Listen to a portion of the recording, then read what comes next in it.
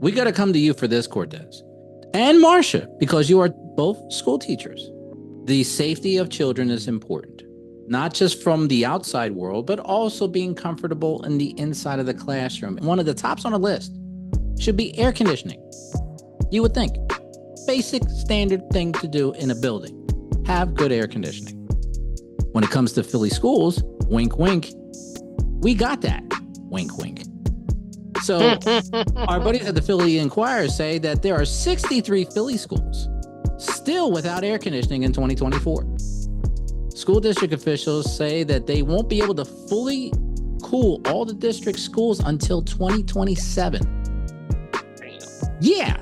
So that's not bad at all, to be honest, man. Yeah, how about, we'll see. But let me get into this real quick. About 28% of the Philadelphia district schools, 63 buildings, do not have adequate air conditioning for the start of this academic year. School district officials said that they won't have fully cool all air conditioning for district schools until 2027.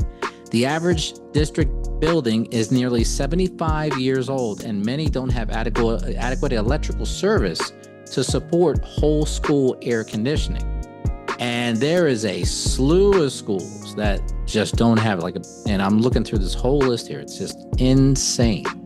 But we'll go to our teachers first. So, Cortez, let's go to you first, since you obviously are not in Pennsylvania, but I live in Pennsylvania, but I teach in Delaware. Correct. That's right.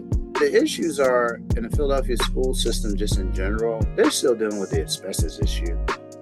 The asbestos cleanups, it's more expensive to clean out school out that has asbestos.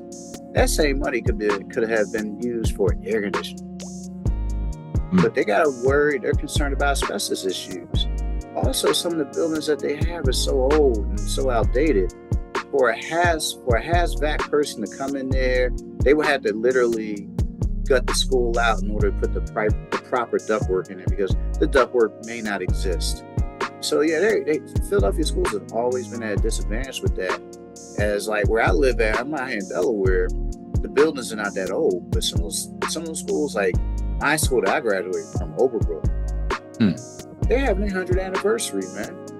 They're having a 100-year anniversary. They've been open for over 100 What year did you graduate? What year did you graduate? I graduated back in 1992.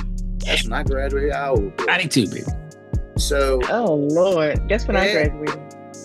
You graduated before I did. You graduated 5 years. 5 years before I did it? 88 at Overbrook, yeah. That's 88. So in order for them to put... She was walking out as you was coming in. I was just going to say, yep. Pretty much. So, I mean, literally, that's the problem I see. The buildings are so old. Why put the money into trying to put a central air system in it? Because what they're going to have to do is put a unit in each classroom. They're not getting central air. Let's be real, man. They're not going to get like a central air unit on top of the roof. It's not. It's just too expensive. Plus, on top of that, they will have to do a lot of deconstruction in order to get the building even situated to have air conditioning. Okay, and Marcia has a rebuttal on that. Okay, I have a suggestion. I used to be in the military, and we would always have to erect like tents, and we went to the desert many times. So I'm a Gulf War veteran, the whole nine. So we have these, and they do it over in other countries, overseas. They're not the ones you put in the window, but they are actually just on the wall, and it makes it cool. And I've seen things for it, so it can be done quickly.